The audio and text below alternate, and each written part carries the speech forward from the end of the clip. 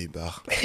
Et c'est là que tu te rends compte que le truc est devenu mainstream et a été réapproprié au global, quoi. Donc 1992, Baby Got Back, donc Okay. Visionnaire, prophète, tout ce que vous voulez. Il avait prévu les Kardashians, bref. Il avait prévu les grosses fesses, la victoire des grosses fesses. Ouais.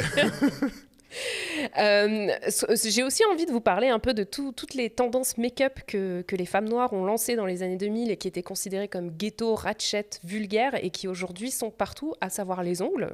J'ai envie de parler des ongles longs qui correspondaient pas à l'époque. Je sais pas si vous vous rappelez, les French manicures, c'était vraiment les trucs, les ongles coupés un peu courts, voilà. Et maintenant, si t'es une influenceuse et que t'as pas tes ongles, allô quoi. Enfin, T'as raté ta vie. T'as raté ta vie, tu vois. Les fossiles, donc le nail art avec sur les longs ongles, donc Cardi B, toutes les meufs qui font du nail art sur Instagram. Et peut-être qu'on peut le voir aussi, mais je pense que c'est important de parler des perruques. Parce on parlait beaucoup des perruques des femmes noires à l'époque comme quelque chose d'un peu honteux, genre les femmes noires elles n'ont pas de cheveux en dessous, elles utilisent des perruques, ça sent pas bon. Là tu parles des blancs qui disent ça à des noirs, ouais. Parce qu'au sein même de excusez-moi, mais au sein même de la communauté noire, le débat sur est-ce qu'il faut ou pas mettre des guerre civile, guerre civile, c'est acceptable. Ouais. Moi je m'en mêle pas, moi j'ai pas d'opinion sur la question. Mais c'est bien parce que vous êtes des mecs, donc c'est bien parce que effectivement comme tu le dis François, il y a beaucoup en fait de misogynie et de sexisme des hommes noirs envers les femmes noires qui disent qu'elles n'ont pas des vrais cheveux et qu'il y a toute une Moi je parle des femmes noires. Moi je parle des femmes noires entre elles. T'as pas vu les débats sur Twitter là? Il y a une meuf qui a dit moi c'est mort, jamais je mets une wig à mon mariage, cheveux naturels à mon mariage, et t'as que des meufs, toutes des femmes noires qui sont arrivées en mode mais t'es folle, t'es pas au contraire quand t'es à ton mariage tu veux mettre une wig parce qu'il faut que tu sois sur ton 31, etc. Ouais. Enfin c'est un débat qui déchire tout le monde quoi. Mais c'est intéressant parce qu'à l'époque, c'était vraiment un débat intracommunautaire et aujourd'hui, les femmes blanches, les influenceuses et notamment l'une des personnes les plus célèbres au monde, donc Kylie Jenner, a vraiment popularisé cette tendance des perruques en fait, comme un truc qu'on porte tous les jours quoi. Donc voilà, je voulais aussi parler des couleurs de cheveux. Je trouve que ces couleurs de cheveux, Rihanna qui portait les cheveux rouges en 2009, il y avait aussi les couleurs de blond, c'était des couleurs qui étaient quand même très fortes et qui étaient assumées par des femmes noires. Et aujourd'hui, je trouve que c'est de plus en plus assumé aussi par des femmes blanches. Donc voilà, je pense qu'il y a vraiment eu un switch. Enfin, c'est vraiment, je veux appuyer sur ça, sur ce truc qui était réservé à un certain type de féminité, qui maintenant, aujourd'hui, est devenu complètement mainstream, quoi. Et du coup, juste pour terminer, je sais pas si on peut voir Kylie Jenner, parce que j'ai quand même mis... Voilà, je voulais parler de Lil' Kim.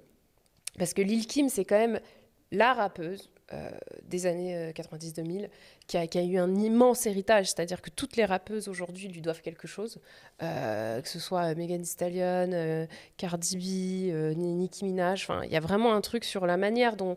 Bon, premièrement, elle exprimait sa sexualité, elle était hyper trash dans ses lyrics. Enfin, elle amenait vraiment une féminité qui était justement complètement en opposition avec cette féminité qu'on essayait de nous vendre en parallèle de l'époque Bush, le côté oh là là, je suis une gentille petite fille, mais regardez quand même, je suis un petit peu coquine. Non, Lil' Kim, elle y allait à fond. Et, elle avait pas un anneau de virginité comme Britney Spears mariage, pour attendre le mariage, quoi. Non, Lil' Kim, elle était pas là pour beurrer les sandwichs. Et en plus, il y a vraiment un truc. Que j'aime beaucoup, transgressif, qui à l'époque la mettait complètement au banc en fait de pas mal de choses, parce qu'elle aimait beaucoup les designers en fait, elle aimait beaucoup les vêtements de marque et les marques, les Chanel, Dior. Elle a fait une photo iconique, tu sais, avec une espèce de combinaison Vuitton et le capuchon Vuitton, tu sais. Ouais, c'était vraiment une fan de ça. Et en fait, elle était jamais... il y avait une relation un peu de amour-haine les marques que les marques avaient envers elle, parce que il y avait un côté mais attends, tu cheap un peu notre marque devient moins classe parce que tu la portes en fait. Moins Catherine Deneuve likely. Ouais. Et aujourd'hui en fait, comme maintenant ces marques recherchent justement ce côté un peu décalé pour pas revendre tout le temps la même chose, refaire la même soupe, et ils se tournent vers des trucs qu'elle faisait, des manières de porter les vêtements. Elle se faisait tout le temps épingler par la fashion police dans les émissions et dans les magazines qui disaient disaient regardez comment elle est vulgaire et tout, et aujourd'hui tout le monde s'habille comme elle, quoi. Même au sein de la communauté noire et au sein des rappeuses, elle détonnait, parce que les rappeuses, les grosses rappeuses qu'on avait avant Lil Kim, c'était des meufs comme MC Lyte, Lady of Rage, Queen Latifah, Salt and Peppa, donc des meufs qui étaient au contraire dans une démarche de regagner une forme de respectabilité. Tu vois, Queen Latifah, son premier gros morceau, c'est Who You Calling a Bitch, UNITY, en mode voilà, moi je suis une femme, je suis respectable, il faut que les brothers nous respectent, nous les femmes, tu vois. Donc c'était des féministes dans ce sens, on va dire, assez classique du terme, et elle, c'est la première à arriver à dire bah non, je suis des bites et je suis féministe, et alors il y a quoi?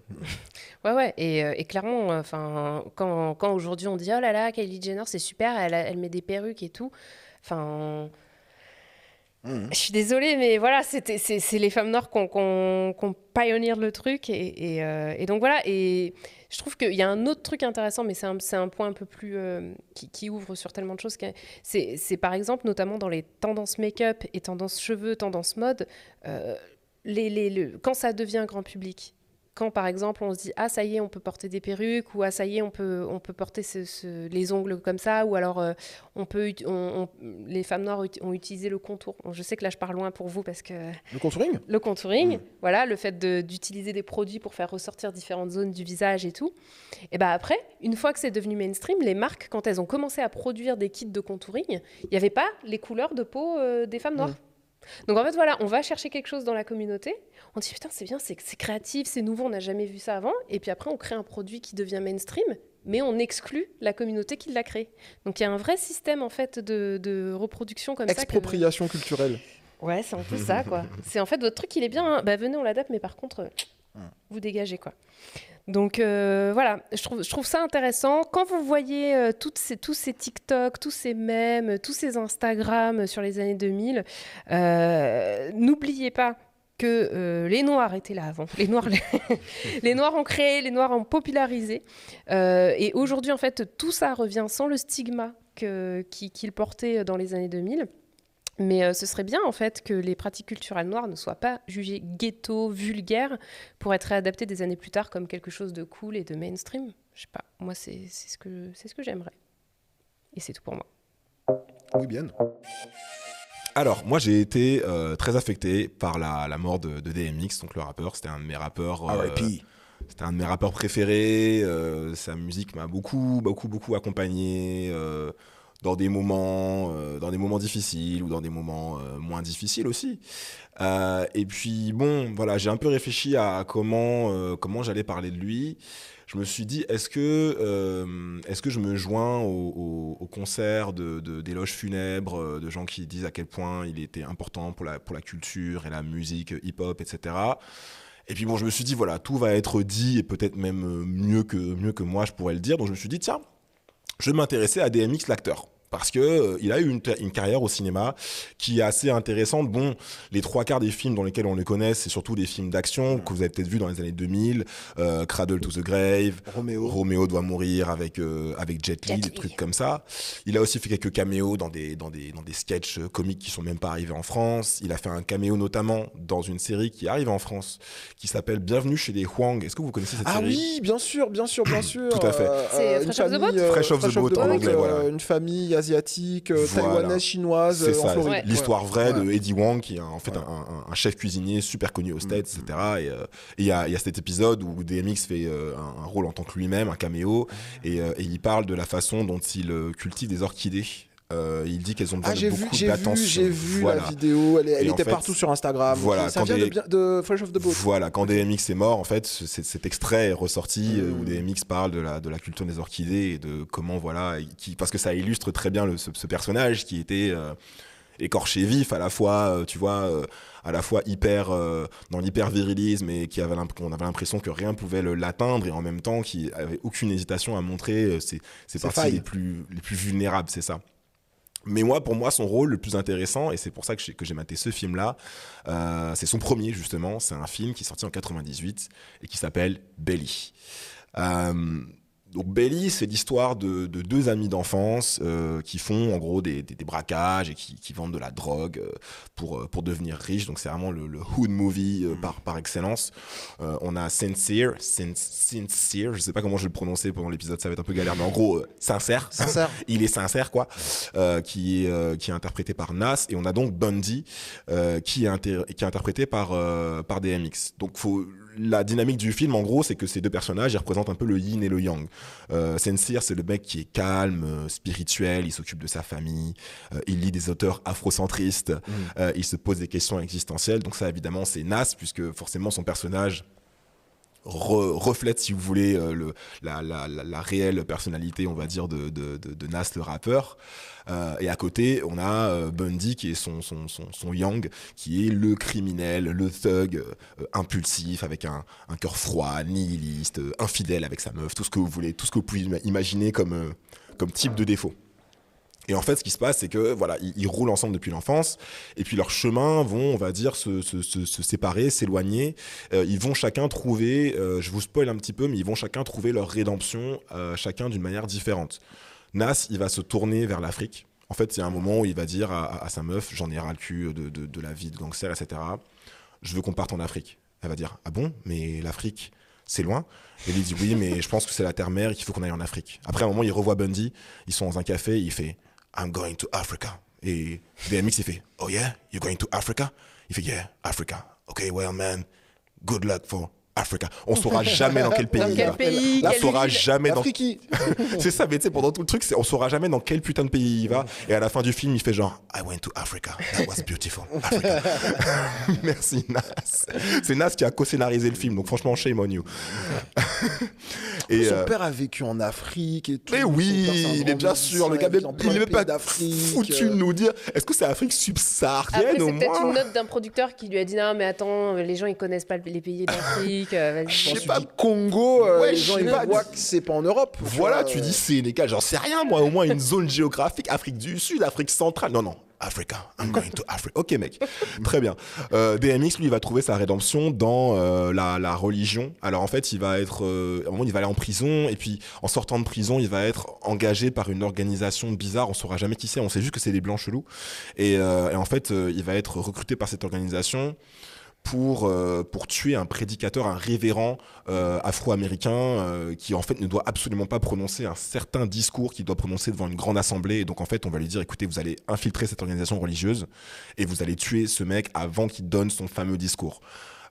Et en fait, en infiltrant l'organisation, finalement, il va trouver une sorte de réel éveil spirituel et religieux, et il va sauver finalement sa propre âme de ce cycle de violence dans lequel il est pendant tout le film.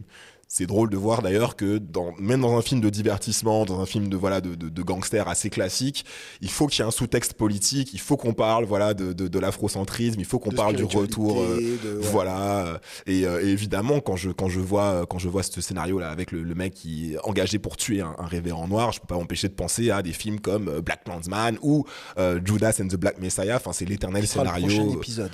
Ouais, c'est l'éternel scénario des leaders noirs qu'il faut assassiner par derrière, quoi. Bref, je vous le dis d'emblée, Belly, c'est pas un très bon film. C'est pas un très bon film. J'ai pas passé un super moment en regardant Belly. L'intrigue manque de rythme. Elle est pas forcément toujours crédible. Le scénario est assez faible. Il y a un ventre mou, on va dire, qui dure beaucoup trop longtemps pour que ce soit juste des failles scénaristiques. Et en fait, il a été flingué par la critique au moment où il est sorti. Vraiment, il a été étrillé par tous les magazines. Fin des années 90, c'est ça ? Il est sorti en 98. Ouais. Okay. Et donc, voilà, il a vraiment été étrillé par la critique. Mais il est devenu culte, en fait, avec le temps, grâce au DVD, grâce à Internet et grâce à la culture, avec un grand C. Vous voyez de qui je parle. The culture. Le Belly, si vous allez sur Rotten Tomatoes, le film, il a un score par la critique, je veux dire, de 16%. Est-ce que vous pouvez deviner c'est quoi le score par le public ? 86%. 87%. 87%. Voilà. Donc c'est fort. Comment t'as fait? Tu savais, hein? T'as Non, triché. je savais pas. Vas-y. Vous voyez ce que je veux dire quand je dis qu'il y a un écart du coup. Ouais. En même temps, le film le plus liké sur Rotten Tomatoes, c'est Paddington 2 là en ce moment. C'est quoi? C'est Paddington. Paddington 2. Ah, le l'ours là? Le petit Ouais, ours, ouais, Ouais, non, il y a quelqu'un qui a mis une mauvaise critique sur Citizen Kane et du coup Citizen Kane s'est fait têche Citizen et maintenant c'est Paddington 2. Classe. Mais voilà, en gros, le film est devenu culte avec le temps. D'ailleurs, il y avait un retour au cinéma, une ressortie en cinéma aux États-Unis qui était prévue en fin 2019. Je sais pas si ça a eu lieu finalement avec la pandémie, mais c'est pour vous dire que le film a un héritage qui est de plus en plus fort et de plus en plus visible dans le cinéma américain. Je vais essayer de vous expliquer un peu pourquoi voilà, le film était intéressant et pourquoi j'ai kiffé malgré le scénario un peu faiblard. La première chose qui est vraiment forte quand on regarde Belly, ne serait-ce que sur la fiche Wikipédia, c'est son casting. Ouais. Le réalisateur du film, c'est Hype Williams, donc un réalisateur de films super connu. Il fait des clips, ouais. De clips. C'est un réalisateur, oui, excusez-moi, j'ai dit film. Ouais, t'as dit film. Je voulais dire de clips, excusez-moi. Ouais. C'est un réalisateur de clips de rap, donc super connu. Il a fait les premiers clips de Missy Elliott, il a travaillé avec Puff Daddy, il a fait le clip de California Love de Tupac, vous savez, le clip en mode... Mad Max un peu. Exactement, à la Mad Max avec Dr. Dre. Budget de malade. Vous savez qu'ils ont pris le vrai Thunderdome qui a servi au film Mad Max. Ils ont récupéré le Thunderdome pour s'enjailler avec Dr. Dre, etc. Incroyable film. Il a fait le clip de No Scrubs de TLC. Ah ouais. Vous vous souvenez dans les années 2000 quand tous les clips de rap et de R&B, il y avait des fonds colorés monochromes et les rappeurs devant. Ouais. Ça vous dit quelque chose? Notamment voilà le clip de Gold Digger de Kanye West par exemple. Il a les mêmes contours que toi là, un peu Kevin. Ouais, mais les siens sont frais. Les siens sont frais et sont correctement machinés contrairement à ceux de Kevin. Le clip de Check on It aussi de Beyoncé, vous vous souvenez, il y avait des fonds monochromes et vous savez l'écran il était splitté en trois. Vous savez vous avez une bande horizontale au milieu avec les yeux de Beyoncé par exemple et derrière vous aviez une image. Non. Ouais, non, mais des trucs comme ça, c'est vrai que maintenant c'est daté, ouais. Mais ouais, vous voyez ce que je veux dire? Cette esthétique qui a en fait été omniprésente dans les années 2000 dans le rap et à l'R&B, c'est Hype Williams qui l'a créé. Il a fait plein d'autres clips beaucoup plus récents. Il a fait mon clip absolument préféré de Beyoncé qui s'appelle Blow, qui est, vous savez, le clip en mode... de 2013. Exactement, où elle fait du roller, etc. Avec Solange. Exactement, et les éclairages à la Euphoria que je kiffe. Le clip de Drunk in Love aussi, c'est lui. Enfin bref, tout ça pour vous dire qu'en 98, Hype Williams est un génie visuel et créatif. C'est une superstar du clip de rap. Mais c'est un total débutant au cinéma. Comment tu le classes par rapport à Chris McCarry? Bah, c'est marrant parce que j'avais envie de dire que c'est un peu le Chris McCarry américain. Ouais, non. Que Chris McCarry est le Hype Williams. C'est pas gentil pour Hype Williams. Je trouve toujours l'intégralité de mes amis trop durs avec Chris McCarry. Mais ça fera l'objet d'un sujet dans le futur. Mais en gros, voilà, tout ça pour vous dire que voilà, Hype Williams, il arrive sur ce tournage, si vous voulez, en 98. C'est déjà une superstar du clip de rap, mais c'est un total newbie pour ce qui... En réal. Voilà, en réal de cinéma. Et c'est deux trucs très très très différents qui vont en fait lui causer des tas de problèmes. Le film, ça va être une usine à gaz. La production, ça va être un cauchemar. Il va niquer tout son budget sur les premiers tournages. Le tournage va être un cauchemar et on lui laissera plus jamais faire d'autres films. Donc Belly, c'est son premier et son dernier long métrage. À côté de lui, Hype Williams, il va former une sorte de duo créatif avec une femme très importante pour la culture qui s'appelle June Ambrose. Est-ce que ça vous dit quelque chose ce nom? Nope. Mais elle qui est un peu la mode. C'est la styliste de Jay-Z notamment. C'est une costumière iconique qui a également émergé aux côtés justement de Hype Williams dans les années 90, excusez-moi. C'est la costumière notamment des premiers clips de Missy Elliott. Vous vous souvenez du design? C'est quoi le nom de ce clip? C'est Fly? Non, c'est... Ça, c'est She's a Bitch, She's je a crois. Bitch. She's a Bitch, tu sais. Et donc voilà, le fameux costume en sac poubelle gonflé d'air de Missy Elliott. Qui a été parodié et mémé. Voilà, ça c'est elle. Le fameux clip de Suck It To Me, vous savez, Suck It To Me like you want to, ou la tenue d'extraterrestre, etc. Tout le délire spatial. Est-ce que c'est lui aussi qui faisait des clips pour Busta Rhymes? Tout à fait. Un peu chelou. C'est lui. Voilà. Put Your Hands When My Eyes Can See aussi, je crois que c'est lui. Donc totalement, c'est totalement le même réalisateur. Et donc c'est June Ambrose, voilà, qui qui a participé au génie créatif de Missy Elliott, qui a complètement, vous savez, redéfini l'image de la rappeuse dans les années 90. C'est à elle qu'on doit ça. C'est également à elle qu'on doit la fameuse période dans les années 90 de la Shiny Suit Era. Vous savez, cette période, comme dans le clip de Mo Money, Mo Problems de Biggie par exemple, où mais tous ça, les c'est rappeurs... les clips où t'as l'impression qu'ils sont devant, tu sais, une râpe à fromage là, où tu râpes pour faire du gruyère râpé. Et tu vois comment c'est à l'intérieur? Oui, tu parles des néons. On dirait qu'ils sont dans des trucs comme ça. C'est vrai. Et puis tu sais, ils ont souvent des jumpsuits en une pièce, ou alors des grands costards. Et en gros, c'est... ils sont souvent très brillants, justement, ces costumes. Et donc, cette période très bling-bling du rap qui a été, à la fin des années 90, qui était dominée par Bad Boy et Puff Daddy, on l'a appelé la Shiny Suit Era. Parce que tout le monde avait... tu faisais partie des gens qui disaient qu'il ne fallait plus employer le mot bling ou bling-bling. C'est vrai. Mais là, comme on est dans les années 90... C'est dans le contexte. On est dans le bon contexte. Donc voilà, la Shiny Suit Era, c'est à June Bros qu'on la doit. Les fameux costumes de TLC, justement, dans le clip de Scrubs, c'est aussi à June Bros qu'on la doit. Donc, comme je vous dis... c'était une bad bitch. Ah ouais, et c'est toujours une bad bitch. Et donc June Ambrose, Hype Williams, bête de casting. Dans le film même, dans les acteurs, évidemment, on a Nas qui est une grande tête d'affiche.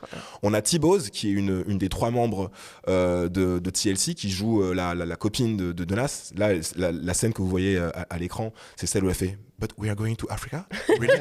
But it's far away? » Il fait « No. Go to Africa. » On a également Method Man, on a des apparitions également de Sean Paul et Mr. Vegas. Il y avait de la star. Hein. Un moment, ils vont DMX va en Jamaïque dans le film et du coup, voilà, ils sont dans une boîte de nuit. Il y a Sean Paul et Mr. Vegas, etc. Il y a une rumeur comme quoi Jay-Z devait être dans le film. Il y a LL Cool J dans la BO. Il y a D'Angelo. Il y a la crème du rap, si vous voulez, dans la BO du film aussi. Tout le monde est d'accord. Donc, pour vous faire simple, Belly, c'est un peu un screenshot de la pop culture noire de la fin des années 90. Si genre il fallait faire une sorte de pot pourri de tous les gens qui étaient cool, intéressants et influents à l'époque, on pourrait montrer Belly. C'est un peu comme si dans 10 ans je montrais à quelqu'un Black Panther par exemple, en disant voilà, ça c'est tous les gens qui étaient en train de tous les gens qui étaient en train de pop à l'époque et qui se connaissaient tous les uns les autres et qui se faisaient des big up, des renvois d'ascenseurs et qui travaillaient ensemble. Et ben voilà, c'est Belly, c'est ça pour les années 90. Et au milieu de tout ça, il y a notre pote, il y a DMX donc, total inconnu du grand public en fait à l'époque. Moi, quand je regarde Belly, je m'attends à voir une star du rap. Vous savez, ces films avec des stars du rap qui s'essayent un petit peu à l'acting.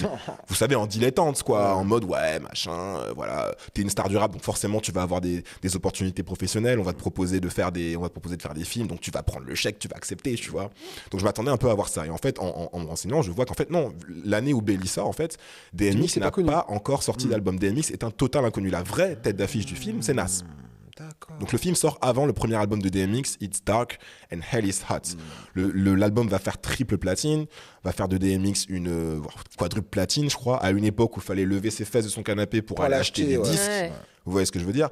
DMX va devenir une superstar interplanétaire en un album.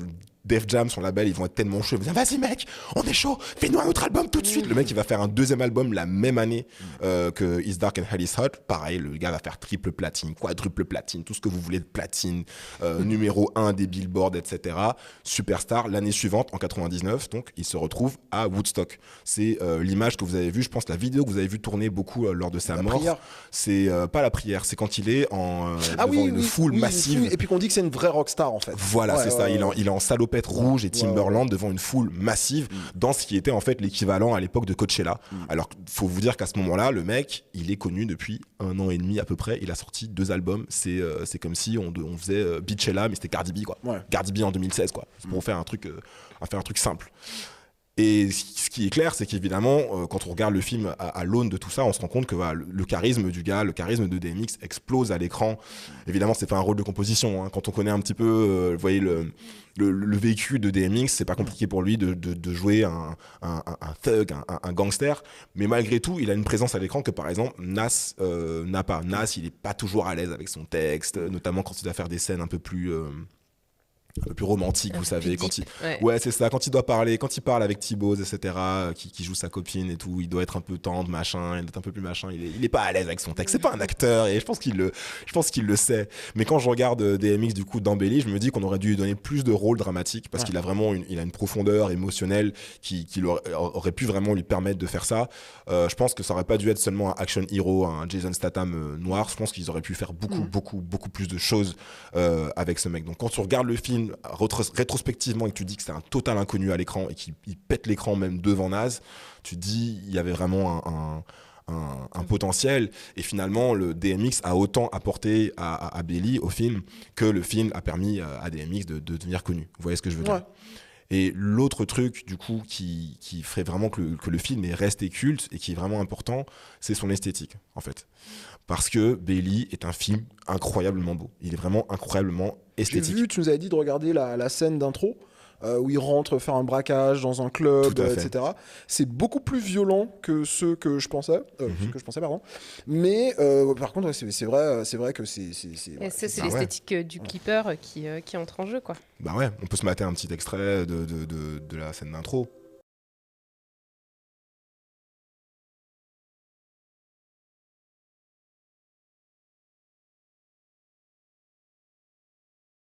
Les éclairages, les bijoux, vous voyez, les lumières comme ça. Le travail de lumière est fantastique. Et puis, il rentre dans ce club comme ça, qui s'appelle The Tunnel, qui est un club, une boîte légendaire du hip-hop, et vous avez ce jeu de lumière à la Euphoria ou à tout ce que vous voulez. D'ailleurs, c'est aussi Hype Williams qui a fait le clip de Juicy de Biggie qui se passe aussi dans une boîte de nuit. Donc bref, il est habitué à ça. J'allais dire juste un petit truc, que ça me fait penser à... il y a quelques années, j'avais vu des vidéos sur ça, notamment Vox, mais d'autres trucs, sur le fait que pendant très longtemps, les Noirs étaient moins bien servis à l'écran sur les questions de lumière, de pellicule. Issa Rae en a parlé de ça, de comment éclairer les personnes noires à l'écran. Ces dernières années, on a un peu changé les choses. C'est beaucoup plus... les peaux noires apparaissent mieux à l'écran. Et ça, c'est donc fin des années 90. Et j'ai l'impression en fait de voir un truc de 2018 sur le jeu des couleurs. Justement, Belly a un petit peu été la préfiguration de tout ça. Comme je vous disais, voilà, la scène d'intro de Belly est restée culte. D'ailleurs, Hype Williams a grillé le tiers de son budget sur cette scène. Sur la scène Vraiment, il y a un article qui résume l'histoire orale de la production de Belly, et les gens qui étaient sur le staff s'arrachaient les cheveux par rapport à Hype Williams, qui avait une ambition et des exigences artistiques complètement démesurées. Mais du coup, ça valait le coup quand même de pouvoir se la remater aujourd'hui gratuitement sur YouTube. Et l'esthétique de Belly, vraiment, elle est très similaire à ce que vous pouvez imaginer pour un clip de rap, un clip de R&B. Vous savez, dans le clip, quand par exemple, le clip il commence, vous savez, la meuf elle est chez elle, et puis il y a le téléphone qui sonne, tu sais, et puis elle ouvre son Nokia qui se déplie, ou son Blackberry par exemple dans Dilemma, tu sais, elle a son espèce de truc chelou. Dilemma et le texto en Excel. Le texto en Excel, mais apparemment Kelly Rowland a dit qu'elle en a marre de se justifier sur ce truc-là. Et vous, est-ce que vous vous souvenez un peu le grain de l'image? On n'avait pas la même netteté qu'aujourd'hui, le grain de l'image, les couleurs qui sont un peu pastel, etc. Et ben vous avez le même feeling vraiment dans Belly. C'est un peu comme si un clip de rap, les passages d'acting des clips de rap et de R&B duraient pendant tout un film. Il y a un truc qui est très très jouissif en fait pour l'œil. Il y a des passages magnifiques, des plans magnifiques qui célèbrent aussi la blackness. Il y a ce plan qui est super connu de Nas qui est sur un canapé noir dans un superbe appartement post-moderne. Et il est filmé comme ça en contre-plongée. Il y a ce super tableau sur le mur. C'est un mannequin connu en plus, j'ai oublié. C'est Grace Jones ou pas? Non, c'est pas Grace Jones. Elle est plus jeune que Grace Jones. Mais on retrouvera la ref. Ouais, mais en gros voilà, il y a toute cette esthétique ultra léchée qui est super intéressante, et le travail justement de June Ambrose sur les outfits, il est incroyable. Donc ça capture vraiment la mode de l'époque. On parlait de mode des années 2000 tout à l'heure. Là t'as les grandes vestes Avirex, les baggy, les Timberland, le marité François Girbeau. Là je vous montre une image de Nas avec les petites lunettes Cartier. Le gars est frais bonbon. C'était quand tu regardes vraiment Belly, tu regrettes presque la mode de l'époque, et il y a beaucoup de looks en fait de Belly qui sont restés très très présents en fait dans les esprits. Belly, c'est un film noir dans le sens le genre cinématographique, vous savez, avec voilà, le film noir avec les détectives, les machins, le crime, etc. Un crime movie, si vous voulez, mais revisité avec les codes du hip-hop. Donc, vous avez toute cette esthétique aussi du clair-obscur et des éclairages très contrastés. C'est pour ça que le film est resté surtout dans les mémoires. Et surtout, il y a un travail sur, du coup, les peaux noires, justement. La façon, en fait, dont Hype Williams filme les peaux noires, elle préfigure les réflexions actuelles, justement, de Insecure, de Moonlight, etc., sur la question. Ben voilà, désolé de spoiler il y a 5 minutes, mais c'est à ça que je pensais en fait. Exactement. Ouais, si on peut revoir l'image d'avant. En fait, Hype Williams, il a travaillé avec un directeur de la photographie qui s'appelle Malik Saïd, qui est un mec qui a surtout été connu pour avoir travaillé avant avec Spike Lee. Et c'est Malik Saïd, en fait, qui a géré les éclairages et la façon dont on capture les peaux. Et en fait, il a, avant chaque scène, avant chaque tournage, Malik Saïd huilait tous les acteurs. Il voulait en fait avoir ce rendu glossy. Il voulait en fait que les peaux noires captent vraiment la lumière de la manière la plus harmonieuse et la plus esthétique possible. Et il y a une interview justement de Barry Jenkins, le réalisateur de Moonlight, qui est sorti en 2018, qui dit que Belly, il dit Belly c'est le plus beau film que j'ai jamais vu. Et en fait c'est en regardant Belly et notamment un autre film qui s'appelle La Cité de Dieu, qui est aussi très connu, oui, bien sûr. qu'il a compris en fait qu'il fallait pas mettre de poudre sur les peaux noires, mais de l'huile de jojoba. Et en fait, il a dit de la poudre sur les peaux blanches. Bah oui, tu poudres pour pas que le visage ou que le corps brille en fait. Oui. Ouais. C'est ça. Et là, c'est l'inverse en fait. Ouais, exactement. Et donc en fait, dans l'interview qui est sur un site qui s'appelle The Believer, il dit en fait, quand j'ai vu Belly et La Cité de Dieu, j'ai compris. Et quand j'ai commencé le tournage de Moonlight, j'ai dit à tout le monde sur le staff, ceci est un tournage sans poudre. On n'utilisera que de l'huile et de l'huile de jojoba et des trucs comme ça. Du beurre de karité. Du beurre de karité, exactement. Et donc ça, en regardant ces films-là, encore une fois, qu'il a compris. Donc voilà, Belly finalement, c'est un film qui est intéressant à plein de titres différents. À part ça, que dire d'autre ? Ben évidemment, j'ai envie de revenir un peu sur DMX parce que c'est une personnalité pour moi qui était centrale dans le film. Et comment t'expliques que les gens en France, il y en a qui disent que DMX, ils aient jamais entendu parler. Ben, je pense que on est en Europe occidentale, c'est tout. Ouais, mais tu vois, il y a d'autres rappeurs, genre Nas, les gens ils savent qui c'est. Je suis pas sûr que les gens qui ont tweeté qui connaissaient pas DMX ne connaissent Nas également, tu vois. Je suis pas sûr. Ouais, j'ai un doute là-dessus. Après, je peux me mettre à leur place, t'as vu ? Je sais pas qui sont ces gens. J'ai pas envie de me mettre à leur place. C'est ça. Mais si tu regardes bien, regarde Jay-Z.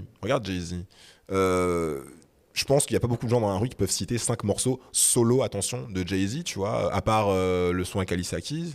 Tu vois, la vérité, c'est que c'est pas si simple que ça. Il y a des superstars américaines qui sont malheureusement, et même mondiales, qui sont pas si connues que ça en France. Donc moi, c'est comme ça que c'est l'acception, tu vois, c'est la compréhension que j'en ai, quoi. Et sans hijacker la conversation, tout à l'heure, quand je te posais les questions sur, tu vois, les trucs de l'esthétique noire des années 2000, j'étais vraiment sincère, tu vois, quand je posais la question, dans quelle mesure ça arrivait en France, dans quelle mesure le R&B est si populaire que ça en France.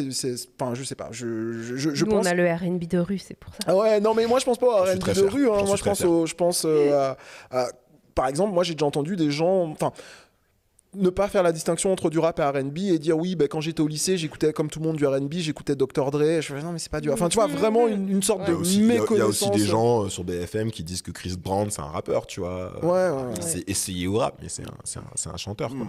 Enfin bref, voilà, tout ça pour dire que voilà, pour moi, encore une fois, DMX c'était franchement, j'ai jamais été autant touché, je pense, par la mort d'une personnalité publique. Il y a eu, qui vous voulez, Aznavour, Johnny, David Bowie. Pourquoi tu cites que des blancs ? Il y a des morts qui... Michael Jackson, mais j'en sais rien. Michael Jackson, ça t'a pas... Non, en fait, les personnalités dont je vous parle, j'ai été touché par l'ampleur de l'événement parce qu'évidemment, j'avais connaissance que ce sont des gens très, très, très importants, etc. Et qu'il y avait à avoir un avant et un après, si vous voulez. Mais j'avais pas de connexion réellement intime et personnelle à ce qu'ils faisaient, à leur musique. Je pense que la mort en France qui m'a le plus touché, c'est France Gall. Je sais pas pourquoi, mais j'ai un vrai truc avec France Gall. C'est voilà. Babacar, c'est pour ça. C'est ça, elle là, DMX, France Gall, voilà, c'est mes deux goats. Et donc voilà, vraiment DMX, il y a un truc, je sais pas pourquoi, qui m'a vraiment très très très profondément touché.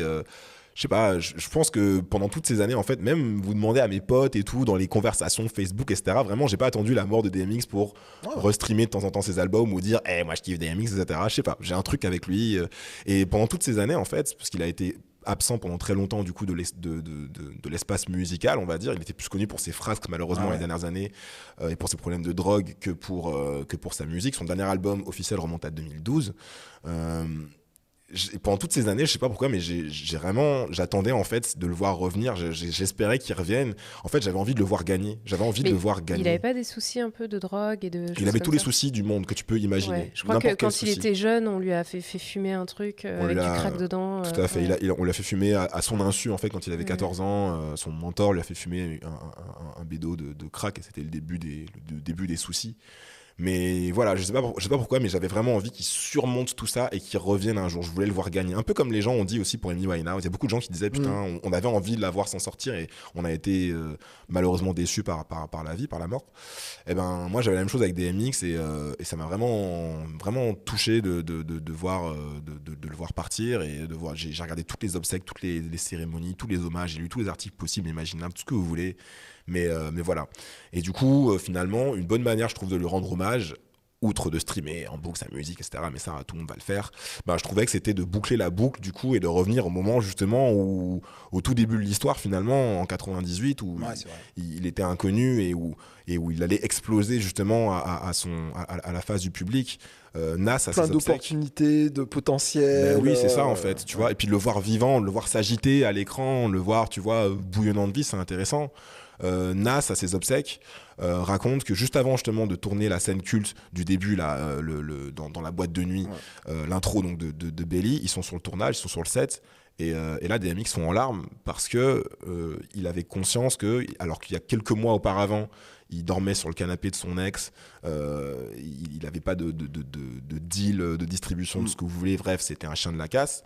Et quelques mois après, il se retrouve sur un set avec Nas et toutes les stars de Hollywood, les Method Man. J'avais oublié de dire que Method Man est dans le film aussi. Il se retrouve avec toutes les stars de Hollywood et il est sur le point de réaliser tous ses rêves, quoi. Et c'est ça, en fait, c'est ça qu'il a brisé, quoi. Donc vraiment, voilà, pour toutes ces raisons et plein d'autres encore, et parce que c'est pour la culture, regardez Belly, franchement, ça vaut le coup. R.I.P. Dog. C'était le chip, et attention, on revient dans une semaine. Une semaine au lieu de 2. Incroyable. Toujours plus de chip. Le chip dans les oreilles. En attendant, vous pouvez nous suivre sur Twitter et Instagram sur @lechipodcast. Et vous pouvez nous retrouver également sur Apple Podcasts, Spotify, Deezer, SoundCloud et YouTube, où vous pouvez nous laisser un pouce bleu. C'est des pouces bleus, c'est ça, c'est des pouces en l'air. C'est des pouces en l'air, pas les pouces en bas. Et puis bien sûr, toutes les applis de podcast habituelles. Vous pouvez aussi nous laisser une review sur Apple Podcast, nous mettre 5 étoiles pour nous faire remonter dans le classement. Et là, on a notre petite section remerciements. Donc on va remercier tous les gens qui ont contribué à cette nouvelle saison, au lancement de cette nouvelle saison du Chip. C'est un chemin, maman. Voilà. Donc on va dire merci à Adeline Rapon pour les photos de notre nouvelle identité. On remercie aussi Régine et Alec de l'agence Motema pour la nouvelle identité qui est très inspirée Spike Lee, tout ça, mais on kiffe. SO. C'est trop bien. Et puis on dit merci à Marion et Noémie. Tout à fait. Pour le nouveau générique. Le nouveau générique du Chip. Voilà. Est-ce que vous avez d'autres remerciements à faire ? Merci Sarah. I thank God. Let's pray. Jesus. Put your exes up. Merci à Sarah et Mo de Majorel, évidemment. Merci à Aldric pour le nouveau jingle aussi. Moi, j'aimais beaucoup le jingle, l'ancien jingle réalisé par Schkid et Binge Audio. Honnêtement, j'ai eu du mal à m'en séparer, mais du coup, Aldric a fait un super travail et je peux C'est une nouvelle ère qui commence. Ça, et je peux me retourner, tu vois ce que je veux dire, sans regret, le cœur léger. Merci à Adrien, évidemment, pour la réalisation de l'émission. On va lui donner beaucoup de fil à retordre. Des bisous à lui. Et merci au studio Majorel pour la production de l'émission. Prenez soin de vous. À très vite, à la semaine prochaine du coup. Bisous.